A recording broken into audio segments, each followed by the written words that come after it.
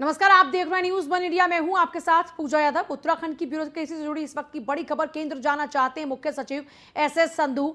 जानकारी सूत्रों के हवाले से दरअसल केंद्र में सचिव उच्च शिक्षा बनना चाहते हैं मुख्य सचिव।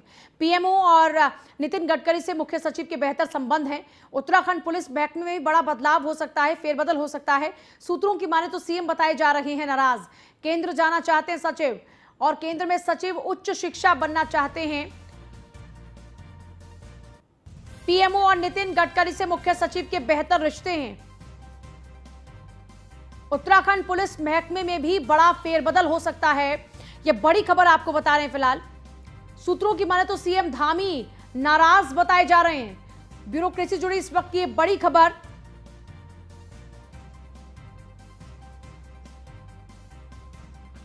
सुदीप जैन जुड़ रहे हैं मेरे साथ, मेरे सहयोगी सुदीप का एक बार रुख करेंगे। सुदीप, इसी को लेकर जरा विस्तार से जानकारी चाहेंगे आपसे। देखिए, अब चुनाव हो चुके हैं और सरकार का चेहरा और मंत्रिमंडल कल तक स्पष्ट हो चुका था। अब कल मंत्रिमंडल के साथ मुख्यमंत्री शपथ लेंगे, ऐसी जानकारी है। मुख्यमंत्री की शपथ होनी है, मंत्रिमंडल में कौन कौन होगा ये भी थोड़ी देर बाद शाम तक स्पष्ट हो जाएगा।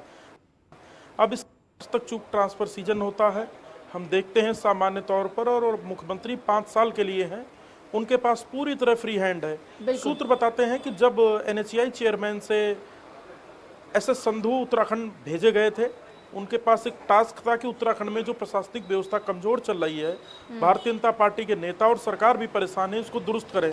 इसमें वो बाखूबी खरे उतरे और मुख्यमंत्री धामी की ताजपोशी के 2 दिन के भीतर संधू उत्तराखंड आ गए थे। अब ऐसा सूत्र बताते हैं कि एसएस संधू अब भारत सरकार में सेवा देना चाहते हैं और उन्होंने अपनी चॉइस जो जाहिर की है वो सेक्रेटरी हायर एजुकेशन की जाहिर की है। इसी प्रकार से पुलिस महकमे के बड़े पदों पर भी कुछ फेरबदल धामी कर सकते हैं। पुलिस में ग्रेड पे व अन्य विषयों को लेकर जो विवाद हुए, जो स्थितियां बनी, इससे मुख्यमंत्री धामी खासा नाराज बताए जा रहे हैं। जी पूजा, चलिए आपके पास वापस लौटेंगे बाकी और खबरों पर अपडेट लेने के लिए, लेकिन इस बीच एक और बड़ी खबर आपको बता दें कि सीएम धामी ने राज्यपाल के सामने सरकार बनाने का अपना दावा पेश किया। 23 मार्च को 12वें मुख्यमंत्री के तौर पर वो शपथ लेने जा रहे हैं। पुष्कर सिंह धामी के साथ मंत्रिमंडल भी शपथ लेगा। पीएम मोदी शपथ ग्रहण समारोह में शामिल होंगे। देहरादून के परेड ग्राउंड में तैयारियां चाक चौबंद की जा रही हैं और बुधवार को दोपहर 2:30 पर शपथ ग्रहण समारोह होगा।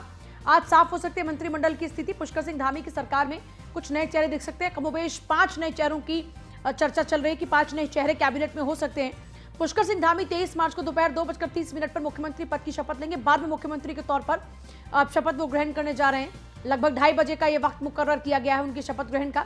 धामी के साथ उनके कैबिनेट के मंत्री भी पद और गोपनीयता की शपथ लेंगे। पुष्कर सिंह धामी का मुख्यमंत्री के रूप में शपथ ग्रहण समारोह देहरादून के प्रसिद्ध परेड ग्राउंड में होगा। प्रधानमंत्री मोदी भी शपथ ग्रहण कार्यक्रम में हिस्सा लेंगे। आज रात तक मंत्रिमंडल की स्थिति साफ हो सकती है। सूत्रों के मुताबिक इस बार धामी कैबिनेट में 5 नए चेहरे दिख सकते, जैसा जिक्र हम अभी आप कर रहे थे। तो देखिए, आप समझ सकते हैं कि फिलहाल सरकार बनाने का दावा पेश हो चुका है। अब क्योंकि विधायक दल का नेता चुना जा चुका है, तो विधायक दल का नेता चुने जाने के बाद में राज्यपाल के सम्मुख दावा भी पेश किया गया है कि सरकार बनाने के लिए बहुमत हमारे पास में 47 विधायक बीजेपी के पास में है। ऐसे में पुष्कर सिंह धामी के साथ मंत्रिमंडल भी शपथ लेगा। प्रधानमंत्री मोदी शपथ ग्रहण समारोह में पहुंच रहे हैं। दोपहर के 2:30 बजे का वक्त तय हुआ है शपथ ग्रहण के लिए। प्रधानमंत्री मोदी पहुंच रहे हैं, अमित शाह भी पहुंच रहे हैं और कैबिनेट के लेकर आज तस्वीर साफ हो जाएगी। कौन कौन से चेहरे होंगे, चर्चा इस बात को लेकर है कि 5 नए चेहरे और आ सकते हैं। 3 क्योंकि जा चुके थे ऑलरेडी, 1 हार गए और 2 चले गए थे इधर कांग्रेस के अंदर। तो ऐसे में 3 वो और 2 नए चेहरे और लाए जा सकते हैं। कुछ नामों में बदलाव भी हो सकता है। 5 नए चेहरे इस बार कैबिनेट में हो सकते हैं, अदरवाइज बाकी की जो कैबिनेट थी वो पुरानी रिपीट हो रही है। धामी के राजतिलक में शामिल होंगे प्रधानमंत्री मोदी। कल धामी के शपथ ग्रहण में प्रधानमंत्री मोदी भी शामिल होंगे। कार्यक्रम तय हो चुका है। कल मुख्यमंत्री पद की शपथ लेंगे पुष्कर सिंह धामी। कल शाम 3:30 बजे परेड ग्राउंड में शपथ ग्रहण होगा। सीएम योगी और शिवराज सिंह चौहान शामिल होंगे। मनोहर लाल खट्टर और जयराम ठाकुर भी शिरकत करेंगे। हरियाणा के मुख्यमंत्री होंगे, उत्तर प्रदेश के कार्यवाहक मुख्यमंत्री होंगे, हिमाचल के मुख्यमंत्री होंगे। तो ये वो मुख्यमंत्री हैं। मध्य प्रदेश के मुख्यमंत्री होंगे जो कि पुष्कर सिंह धामी के शपथ ग्रहण समारोह में पहुंच रहे हैं। देखिए, उत्तर प्रदेश से लेकर उत्तराखंड तक की अगर आप बात करें तो आप देख रहे हैं कि 2024 को ध्यान में रखते हुए दोनों ही मुख्यमंत्रियों का जो शपथ ग्रहण है वो बड़ा ऐतिहासिक होने जा रहा है। इसे मेगा इवेंट बनाने की पूरी कोशिशें की जा रही हैं। वो कवायद तेजी के साथ आगे भी चल रही हैं और जारी भी हैं। मनोहर लाल खट्टर, जयराम ठाकुर जैसे बड़े जो नेता हैं उत्तराखंड में पहुंच रहे हैं। मुख्यमंत्री हैं राज्यों के, बीजेपी शासित राज्यों के मुख्यमंत्री हैं जो कि पहुंच रहे हैं। ऐसा ही कमोबेश स्थिति उत्तर प्रदेश में रहेगी, क्योंकि उत्तर प्रदेश लेकिन बड़ा राज्य है, तो जाहिर सी बात है वहाँ का जो मेगा इवेंट होगा वो और ज़्यादा मेगा होगा। लेकिन इस बीच उत्तराखंड का भी जो इवेंट रहेगा शपथ ग्रहण का, उसको और मेगा करने की पूरी कोशिश की जा रही है। लोगों को भी बुलाया जा रहा है, साधु संतों को भी बुलाया जा रहा है। सुदीप मेरे साथ, मेरे सहयोगी लगातार बने हुए। सुदीप, प्रधानमंत्री मोदी का आगमन हो रहा है, प्रधानमंत्री मोदी के अलावा अमित शाह भी पहुंच रहे हैं जानकारी के मुताबिक। ऐसे में जाहिर सी बात है इस मेगा इवेंट के लिए पूरी तैयारियां कमोबेश अब लगभग पूरी होने को हैं और फाइनल टच इनको दिया जा रहा है। ऐसे में आपके पास में क्या कुछ खास अपडेट है फिलहाल? तो देखिए, अभी थोड़ी देर पहले गृह विभाग की सुरक्षा को लेकर बैठक संपन्न हो गई है। मुख्य सचिव ने यह बैठक की है और इसमें गृह सचिव, जो प्रमुख गृह सचिव हैं RK सुधांशु, IG संजय गुंजाल जो इंटेलिजेंस के प्रभारी हैं, और जिले के SSP DM भी शामिल थे। कल परेड मैदान में जो ये मेगा इवेंट होना है मुख्यमंत्री धामी के राज तिलक का, इसमें प्रधानमंत्री नरेंद्र मोदी, गृह मंत्री अमित शाह और राजनाथ सिंह जो रक्षा मंत्री हैं ये शामिल होंगे। इसके अलावा कई राज्यों के मुख्यमंत्री भी आ रहे हैं। सुरक्षा प्रोटोकॉल के हिसाब से प्रधानमंत्री मोदी का एक अपना प्रोटोकॉल है और ब्लू बुक का फॉलो किया जाना है, इसीलिए परेड मैदान में तैयारी की जा रही है। ASL जिसको एडवांस सिक्योरिटी लेजर्स कहते हैं, उसकी तैयारियां भी अंतिम रूप में है और इसकी बैठक हो चुकी है। कल माना यह जा रहा है, चूंकि जिस प्रकार से हम देख रहे हैं परेड मैदान के आसपास आर्मी के हेलीकॉप्टर्स ने रैकी शुरू कर दी है कि कहाँ लैंडिंग होगी, कहाँ से टेक ऑफ होगा, वेदर कैसा है, विंड कंडीशन क्या है, ATC की सिग्नल के कंडीशन क्या है, ये सारी चीज़ें चेक हो रही हैं। 3 हेलीकॉप्टर्स आएंगे जिसमें प्रधानमंत्री एक में सवार होंगे। प्रधानमंत्री अपने निजी वायुयान से, जो सरकारी उनका वायुयान है, उससे वो पहुंचेंगे एयरपोर्ट और एयरपोर्ट से वो आएंगे। इसी प्रकार से जानकारी ये भी है कि अमित शाह और राजनाथ सिंह भी उन्हीं के साथ एक साथ आ सकते हैं। मुख्यमंत्री अलग अलग राज्यों के अलग अलग पहुंचेंगे, लेकिन ये सब प्रधानमंत्री से पहले पहुंचेंगे। तैयारियां लगभग पूरी की जा चुकी हैं। थोड़ी देर बाद मुख्यमंत्री भी परेड मैदान जा सकते हैं, जहां सुरक्षा व्यवस्थाओं का, तैयारियों का जायजा लेंगे। कल राज तिलक धाकड़ धामी का होना है। युवा मुख्यमंत्री जिस चेहरे पर चुनाव लड़ा गया था, कल उनको दोबारा मौका दिया गया। विधानमंडल दल की बैठक में उनका नाम लिया गया और कल शपथ ग्रहण होना है। तो कल का दिन निश्चित तौर पर बेहद अहम है। इस कार्यक्रम को मेगा इवेंट बनाने के लिए और जनता को कम परेशानी हो और अधिक से अधिक लोग आ सकें, इसकी भी तैयारी की गई है। ठीक है सुदीप, बहुत शुक्रिया आपका फिलहाल पूरी जानकारी के लिए। कोई भी असुविधा लोगों को ना हो, इसका भी ख्याल रखा जा रहा है। और सुदीप पर हम पहले जब बात कर रहे थे तो सुदीप ने कहा था कि धूप क्योंकि अब तेज़ हो चुकी है और अचानक से होली के बाद से बहुत तेज़ी के साथ में तापमान बढ़ता हुआ चढ़ता नज़र आ रहा है, तो ऐसे में सुरक्षा के लिहाज से जो पंडाल हैं वो नहीं लगाए जा सकते हैं और ऐसे में जो PM सिक्योरिटी है वो फर्स्ट है और उसके बाद बाकी सब चीज़ें सेकेंडरी हैं। तो ऐसे में अब हो सकता है कि लोगों को उस धूप से दो चार होना पड़े, क्योंकि दोपहर की 2:30 बजे जो धूप होती है वो बिल्कुल चरम पर होती है अपने, और बहुत तेज़ी के साथ कड़ाके की धूप रहती है। तो ऐसे में लोग जो वहाँ पर पहुँच रहे हैं उनको कड़ाके की उस धूप का सामना करना पड़ेगा। कल मुख्यमंत्री पद की शपथ पुष्कर सिंह धामी लेने जा रहे हैं और आप सभी लोग जानते हैं कि पुष्कर सिंह धामी को लेकर सबसे पहले ये खबर हम लोगों ने ब्रेक की थी। हमने बताया था सबसे पहले जनता को कि पुष्कर सिंह धामी ही रिपीट होने जा रहे हैं।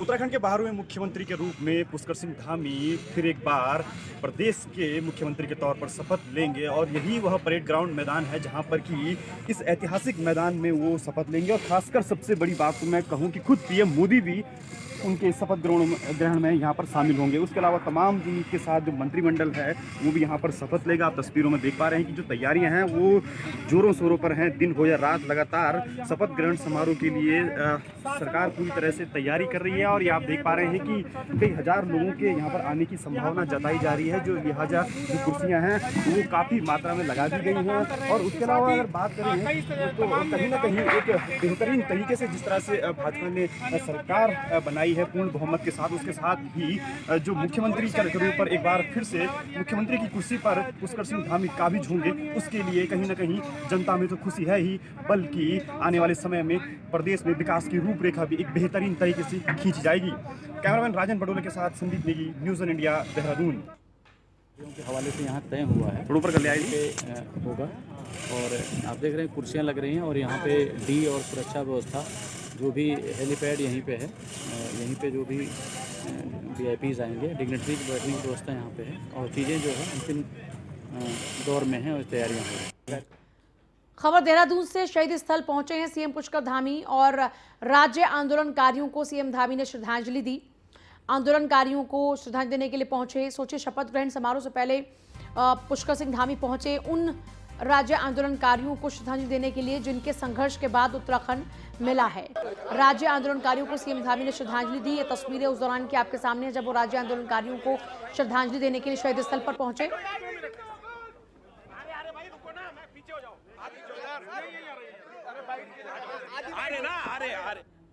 मुख्यमंत्री पुष्कर सिंह धामी शहीद स्थल आए थे और इसके बाद वो दीनदयाल उपाध्याय पार्क पे दीनदयाल जी को माल्यार्पण कर रवाना हो रहे हैं। वो घंटाघर अम्बेडकर पार्क जाएंगे। सर, शहीदों को श्रद्धांजलि अर्पित की है, तो ये मुख्यमंत्री जी भी थोड़ा व्यस्त हैं। वो घंटाघर क्लॉक टावर जा रहे हैं, इसके बाद परेड मैदान की ओर जाएंगे।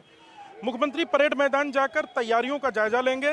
कल 3:30 बजे से शपथ ग्रहण समारोह है, जिसमें प्रधानमंत्री व केंद्रीय गृह मंत्री अमित शाह के आने की सूचना है। मुख्यमंत्री सबका हाथ जोड़कर अभिवादन कर रहे हैं और सभी से मेल मुलाकात कर रहे हैं।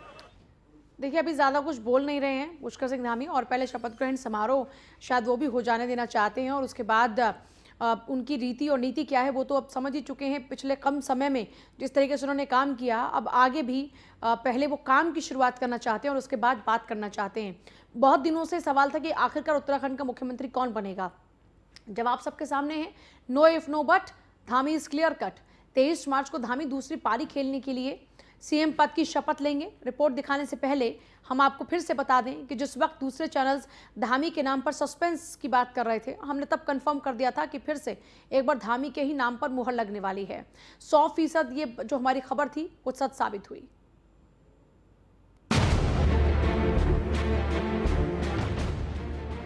महज 8 महीने के कार्यकाल में पुष्कर सिंह धामी ने वो धमाल किया कि देश की सबसे बड़ी हस्ती, देश के प्रधानमंत्री नरेंद्र मोदी ने सार्वजनिक मंच से उनकी पीठ थपथपाई। युवा चेहरा, युवा जोश, बीजेपी ने मुश्किल वक्त में जिन उम्मीदों के सहारे पुष्कर सिंह धामी को मुख्यमंत्री का ताज पहनाया, उस जिम्मेदारी को धामी ने बखूबी निभाया। पुष्कर सिंह धामी ने अपने पहले छोटे से कार्यकाल में सबका साथ सबका विकास के मंत्र पर काम किया। पुष्कर सिंह धामी ने मुख्यमंत्री का पद संभालने वाले दिन ही देर रात कैबिनेट मीटिंग में जो बातें कही, उस पर वो हर पल अमल करते रहे। फिर चाहे युवाओं को रोजगार देने का मामला हो या फिर 4 धाम यात्रा, अपने काम के जरिए सभी वर्गों का दिल जीतने की कोशिश की और नतीजा रहा, चुनाव हार कर भी धामी दिल जीत गए। सीएम की रेस में नंबर 1 रहे और अब मुख्यमंत्री पद की शपथ लेने वाले हैं। भ्रष्टाचार मुक्त शासन धामी की सर्वोच्च प्राथमिकता रही। बातें कम, काम ज्यादा की नीति पर उन्होंने काम किया। भर्ती प्रतियोगी परीक्षाओं में लगने वाला आवेदन शुल्क माफ कर दिया। समूह ग और समूह ख की भर्तियों के लिए आयु सीमा में 1 साल की छूट दी।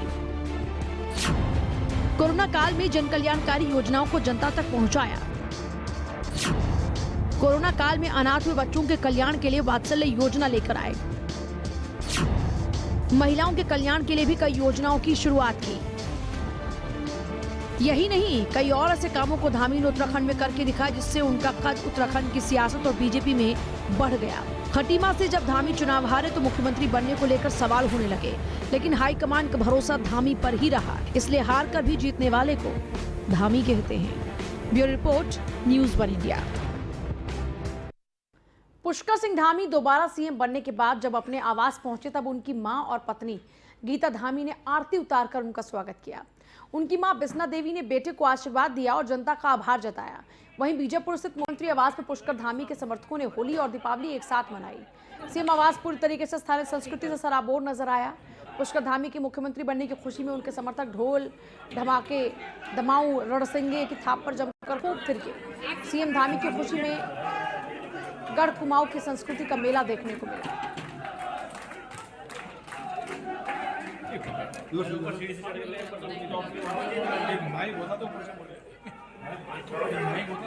देखिए, ये तस्वीरें आपके सामने हैं और ये बेहद खूबसूरत तस्वीरें हैं।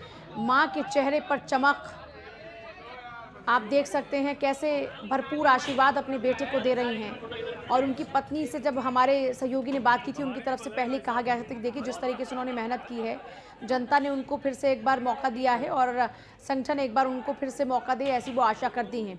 आज अब देखिए, जब धामी के नाम का ऐलान हुआ तो उसके बाद माँ ने कैसे उनको स्वागत किया है, आरती उनकी उतारी है, खूब उनको दुलार कर रही हैं और आशीर्वाद दे रही हैं।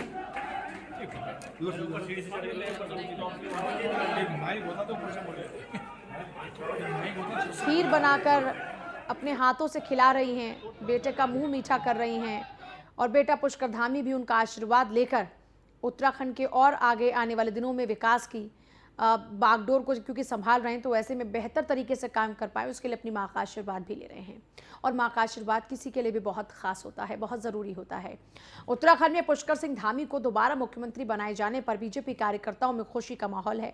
आपको बता दें कि पहाड़ों की रानी मसूरी में बीजेपी के कार्यकर्ताओं ने बीजेपी मंडल अध्यक्ष मोहन पेटवाल के नेतृत्व में मसूरी पिक्चर पैलेस चौक पर इकट्ठे होकर पुष्कर धामी जिंदाबाद के नारे लगाए, एक दूसरे को खूब मिठाइयाँ खिलाईं और जमकर आतिशबाजियां भी की।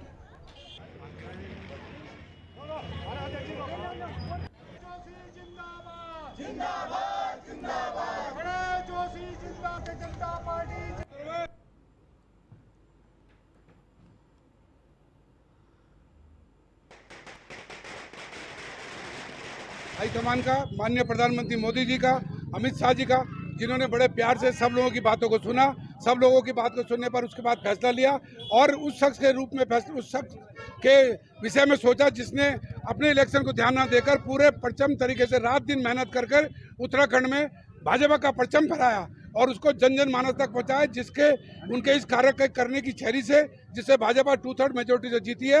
अमित शाह जी ने, माननीय नरेंद्र मोदी ने उन्हें उपहार स्वरूप उनको ये तवज्जो दी कि तुमने तुम्हारी मेहनत के दम पर तुमने अपनी सीट नहीं देखी, खाली खटीमा तक सीमित नहीं रहे, पूरे गांव-गांव में जाकर पूरे उत्तराखंड का दौरा करा और आज जिस 2/3 बहुमत से जीते हैं उसको हाईकमान ने उनको प्रसाद स्वरूप और उनको आशीर्वाद स्वरूप दोबारा से जनभावनाओं को देखते हुए उत्तराखंड का मुख्यमंत्री घोषित किया।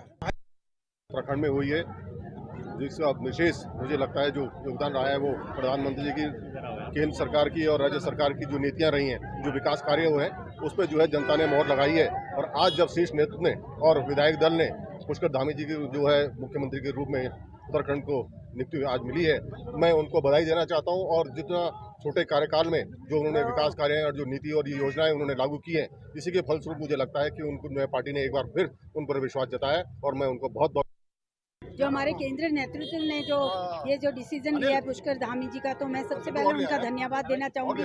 साथ ही जितने भी विधायक दल थे उन सबका भी समर्थन के लिए मैं सबका धन्यवाद देना चाहूँगी कि एक पुष्कर धामी के उस पर पूरा उत्तराखंड का चुनाव लड़ा गया है और निश्चित और एक प्रचंड बहुमत से एक सरकार बनाई गई है। तो मैं इसके लिए केंद्रीय नेतृत्व का धन्यवाद देना चाहूँगी, विधायक दल का भी धन्यवाद देना चाहूँगी। साथ ही पुष्कर सिंह धामी जी को घंटाघर पहुंचे सीएम पुष्कर सिंह धामी, अंबेडकर की मूर्ति पर माल्यार्पण किया। सीएम धामी ने इंद्रमणि बडौनी को भी श्रद्धांजलि दी। मुख्यमंत्री इस वक्त घंटाघर पर अलग अलग संगठन, अलग अलग कार्यकर्ता उनका स्वागत सम्मान कर रहे हैं। मुख्यमंत्री आज परेड मैदान भी जाएंगे और परेड मैदान पर तैयारियों का जायजा लेंगे। लोग सेल्फी भी ले रहे हैं मुख्यमंत्री के साथ और मुख्यमंत्री अब रवाना होने के लिए कह रहे हैं कि वो रवाना होना चाह रहे हैं। हालांकि वो सभी से मिल रहे हैं और सभी का अभिवादन स्वीकार कर रहे हैं। एक नज़ारा यदि आपको दिखाऊं तो ये घंटाघर का है, जहां से मुख्यमंत्री रवाना हो रहे हैं। इंद्रमणि बडौनी जी की प्रतिमा पर भी वो माल्यार्पण करेंगे। कैमरा सहयोगी राजन बड़ोला के साथ सुदीप जैन, न्यूज़ 1 इंडिया। पूर्व मुख्यमंत्री हरीश रावत ने देहरादून कांग्रेस भवन में मुख्यमंत्री पुष्कर धामी और प्रधानमंत्री मोदी की तारीफ की। हरीश रावत ने कहा कि पुष्कर सिंह धामी को दोबारा मुख्यमंत्री बनाने का फैसला वाकई कठिन और चुनौतीपूर्ण था, लेकिन जिस दृढ़ता और शालीनता के साथ उन्होंने अपने कर्तव्य का निर्वहन किया वो बहुत अच्छा फैसला है। कांग्रेस में चल रही हार पर बैठक के मामले में पूर्व सीएम हरीश रावत ने कहा कि हमारे नारी वैद्य उत्तराखंड आए हुए हैं और वो अंदर और बाहर की बातों पर विचार कर रहे हैं, तो निष्कर्ष कुछ अच्छा ही निकलेगा। आपको बता दें कि पर्यवेक्षक के तौर पर अविनाश पांडे देहरादून में लोकसभा वाइज जो हार है उसकी समीक्षा कर रहे हैं और उनके साथ प्रभारी देवेंद्र यादव भी मौजूद हैं। कहीं शपथ लें वो कोई अच्छी बात है जी। सैन्य धाम में शपथ लेना, मैं तो कह रहा हूँ सैन्य धाम भी क्यों शपथ ले रहे हैं। हम वीर जसवंत सिंह महापराक्रमी महाभट्टारक की योद्धा, जिसने अरुणाचल में पूरी चीन की एक टुकड़ी को रोक करके रखा, 3 दिन तक आगे नहीं बढ़ने दिया, जिसके शौर्य पराक्रम को चीन भी सैल्यूट करता है। और किशोर उपाध्याय ने न्यूज़ 1 इंडिया से खास बातचीत की। टिहरी से बीजेपी के विधायक हैं किशोर उपाध्याय बोले, मोदी जी ने चमत्कार करके दिखाया है।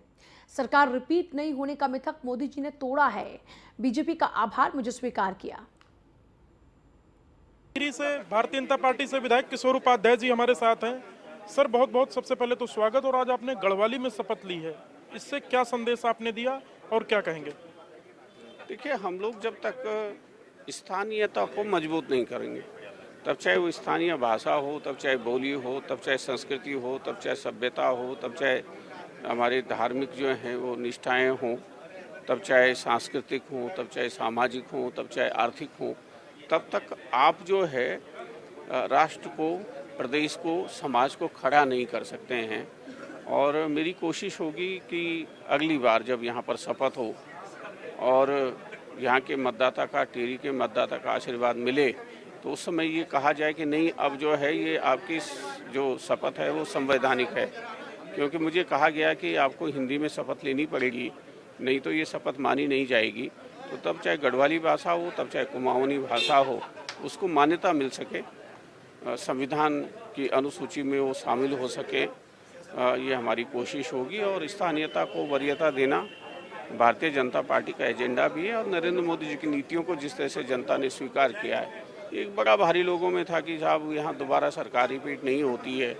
नरेंद्र मोदी जी ने वो चमत्कार करके भी गंगा जी के आशीर्वाद से दिखा दिया। तो मेरी सभी विधायकों को बहुत शुभकामनाएं, क्योंकि वैधानिक रूप से आज से अब मैं विधायक हूँ। उससे पहले जो है जब तक शपथ नहीं लेते हैं तब तक विधायक नहीं माना जाता। सर जो आपके साथ थे आज वो आपके सामने विपक्ष में हैं, इस परिस्थिति को कैसे देखते हैं और कांग्रेस की हार के पीछे आखिर क्या वजह है? आपको भी कहीं ना कहीं बहुत मन भारी करके कांग्रेस को छोड़ना पड़ा। देखिए, मैं कहना नहीं चाहता उस पर, लेकिन मैं आज भारतीय जनता पार्टी का सदस्य हूँ। भारतीय जनता पार्टी के नेतृत्व ने, तब चाहे राज्य के, तब चाहे केंद्र के, साथ में जो हमारे कार्यकर्ता हैं, उन्होंने सहजता से जिस तरह से मुझे स्वीकार किया, मैं उसके लिए उन सब का आभारी हूँ। और जो विपक्ष में हैं वो जाने, उनका काम जाने। मेरी कोशिश रहेगी कि टिहरी के मतदाता ने जिस तरह से मुझे यहाँ सदन में भेजा है, वो जिस भावना से भेजा है, मैं उसकी रक्षा कर सकूं। जो शिक्षा की समस्या है, वहाँ स्वास्थ्य की समस्या है। टिहरी बांध पूरे राष्ट्र को उजाला देने का काम करता है। 42 स्क्वायर किलोमीटर की जो झील है उसको रोजगार परक हम बना सकें, उस पर काम करने का और सबका सहयोग लेकर के काम करने की कोशिश करें। तो ये किशोर उपाध्याय थे जो कभी कांग्रेस के प्रदेश अध्यक्ष रहे और अब भारतीय जनता पार्टी में टिहरी नगर सीट से चुनाव जीतकर विधायक बन चुके हैं। इनका कहना है कि टिहरी झील को डेवलपमेंट टूरिज्म के तौर पर भी प्रमोट किया जाएगा। कैमरा सहयोगी राजन बड़ोला के साथ सुदीप जैन, न्यूज़ 1 इंडिया, देहरादून। अनुपमा रावत ने भी न्यूज़ 1 इंडिया से खास बातचीत की। हरिद्वार ग्रामीण से विधायक है अनुपमा रावत, और अनुपमा रावत ने क्षेत्र की जनता का आभार जताया। हरिद्वार ग्रामीण के लिए अधिक से अधिक काम करूंगी, ये भी कहा स्वास्थ्य, शिक्षा और रोजगार पर वो काम करेंगे। क्षेत्र की समस्या सदन में उठाऊंगी, ये जिक्र भी उन्होंने कहा।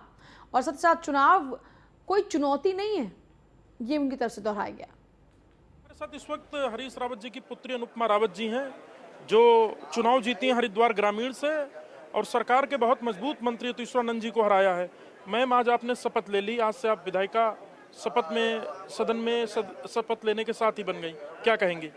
सर्वप्रथम मैं माँ गंगा को प्रणाम करती हूँ और अपने जो क्षेत्र है हरिद्वार ग्रामीण, उसके देवतुल्य जनता का आभार व्यक्त करती हूँ। आज मुझे, अगर मैं यहाँ हूँ तो उनकी वजह से, उन्हीं की बदौलत हूँ और उत्तरदायित्व है। और मैं पूरी उससे विपक्ष में ज़रूर हूँ एक विधायक के रूप में, लेकिन मेरा जो जज्बा है वो कम नहीं करता इस बात को। और मैं पूरी कोशिश करूँगी, प्रयासरत रहूँगी कि वो ज़्यादा से ज़्यादा कार्य अपने क्षेत्र में लाए। शुरुआती 5 प्राथमिकता क्या है अनुपमा की?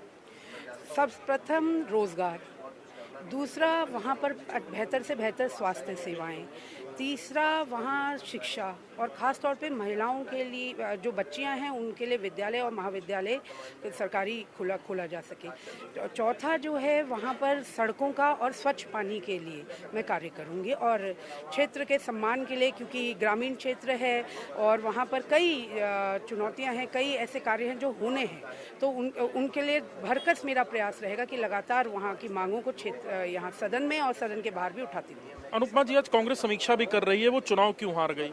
आप लोग क्या इस बैठक में कहने वाले हैं और क्या आप अपना व्यक्तिगत रूप से फीडबैक देंगे? देखिए पार्टी जो भी पार्टी जीते या हारे वो एक समीक्षा तो करती है, धन्यवाद भी करती है, लेकिन जो भी है ये हमारे पार्टी का वो रहेगा, वो उस रूम में ही रहे तो ज़्यादा बेहतर है। बाकी हम कैसे चुनाव लड़े, आगे हमारी क्या रणनीति है, उसके लिए हम डिस्कशन। आगामी पंचायत निकाय चुनाव और लोकसभा चुनाव भी हैं, कितनी बड़ी चुनौती है? कोई चुनौती नहीं है, ये लोकतांत्रिक प्रणाली का एक सिस्टम है कि चुनाव आते रहते हैं, चाहे पंचायत के रूप में हो, विधानसभा के हो या लोकसभा के हो, उनको हम बेहतर से बेहतर तरीके से चुनाव लड़ेंगे और जनता का विश्वास हासिल करने की कोशिश करेंगे। तो ये अनुपमा रावत जी हैं जिनका कहना था कि चुनाव में जो भी जीत या हार मिली ये महत्वपूर्ण नहीं है, महत्वपूर्ण ये है कि जनता ने जिस मुद्दों पर जनादेश दिया उसको समय से पूरा किया जाए और लोगों की उपेक्षाओं पर खरा उतरा जाए। कैमरा सहयोगी राजन बड़ोला के साथ सुदीप जैन, न्यूज़ 1 इंडिया, देहरादून। रुद्रपुर कोतवाली क्षेत्र में 19 मार्च को एक युवक द्वारा दंपत्ति से मारपीट का पूरा मामला सीसीटीवी कैमरे में कैद हो गया। पुलिस ने आरोपी को गिरफ्तार कर जेल भेज दिया है। मामले का खुलासा सीओसीटी रुद्रपुर ने अपने कार्यालय में किया।